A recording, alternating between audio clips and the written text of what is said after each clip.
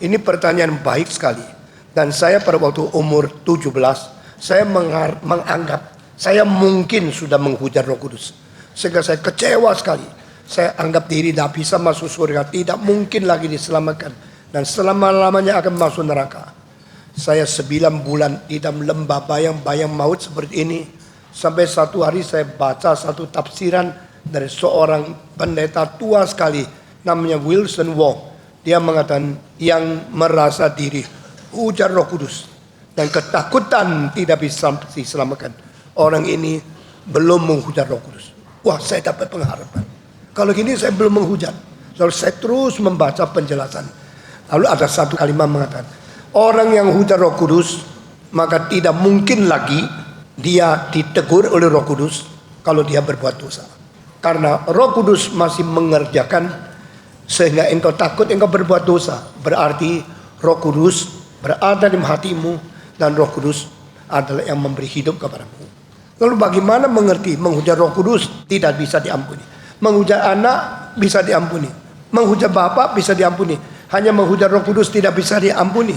Jawabnya begini, papa beli nasi, papa beli, mama masak, kakak hantar. Engkau menolak kakak, engkau makan enggak?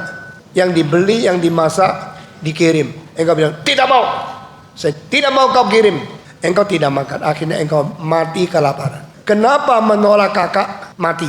Saya tidak menolak papa, saya tidak menolak mama. Engkau menolak yang hantar, engkau mati. Karena yang hantar bawa nasi kepada kamu. Bapak mempersiapkan keselamatan, anak menjadikan menggenapi keselamatan. Roh Kudus melaksanakan keselamatan. Engkau menolak Roh Kudus, engkau tidak diselamatkan. Karena apa? Roh Kudus pelaksana. Maka Ibrani pasal 10 ayat 29. Jangan engkau menghujat dan menolak roh yang menjadi sumber anugerah keselamatan. Roh Kudus yang melaksanakan keselamatan itu jangan ditolak. Barang siapa yang menolak Roh Kudus, menolak yang disiapkan dan yang dikenapi oleh anak. Orang yang tidak mau menerima Tuhan terus menerus, Roh Kudus terus menggerakkan, dia terus tolak sampai hari terakhir sebelum dia mati. Roh Kudus terakhir kali menggerakkan dia tetap tolak, maka dia membawa dosanya sampai kekekalan di dalam neraka karena dia menolak penawaran dari Roh Kudus. Itu artinya bukan berarti Roh Kudus lebih besar dari anak dan bapa, tapi Roh Kudus yang melaksanakan, sehingga jangan menolak dia.